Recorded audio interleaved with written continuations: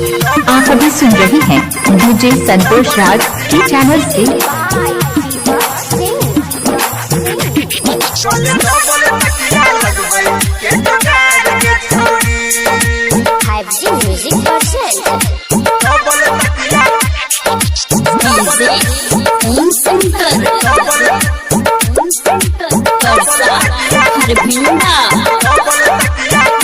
लगन बीतल जाय छै रहबे कि कुमार गे छौरी, लगन बीतल जाय छै रहबे कि कुमार गे छौरी, कोले डबल तकिया लगबै के जोगार गे छौरी, कोले डबल तकिया लगबै के जोगार गे छौरी।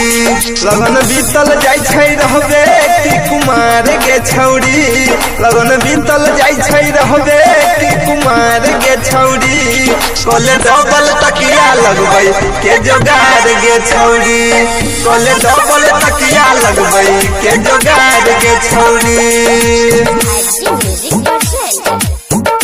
डीजे संतोष राज, डीजे संतोष राज, डीजे संतोष राज, डीजे पोछली पुनर्वास, पोछली पुनर्वास।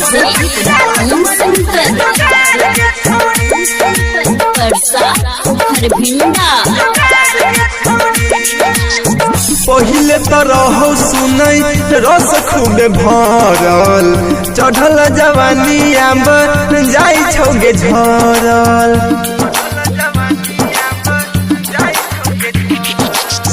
पहिले तो रहो सुनै रस खूबे भरल, चढ़ल जवानी आब जाय छौगे झरल।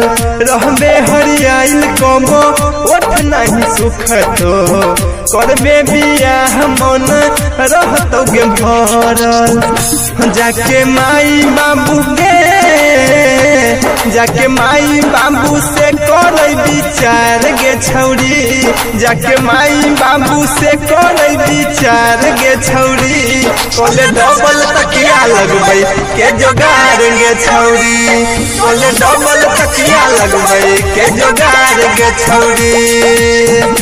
डीजे संतोष राज, डीजे संतोष राज, डीजे संतोष राज, पोछली पुनर्वास, पोछली पुनर्वास, पोछली पुनर्वास।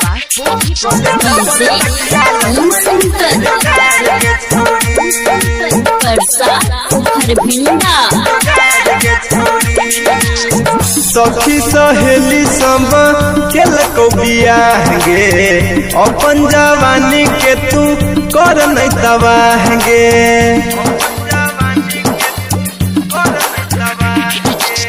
सखी सहेली सब केलको बियाह गे, अपन जवानी के तू कर नहीं तबाह गे।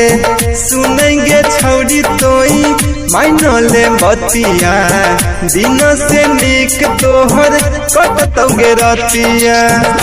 गायक जीव छ गे, गायक जीव के बना ले तू भतार गे छौरी, रवि कमलेश के बना ले तू भतार गे छौरी, कोले डबल तकिया लगबै के जोगार गे छौरी, कोले डबल तकिया लगबै के जोगार गे छौरी। पोछली पुनर्वास, पोछली पुनर्वास, पोछली पुनर्वास, पोछली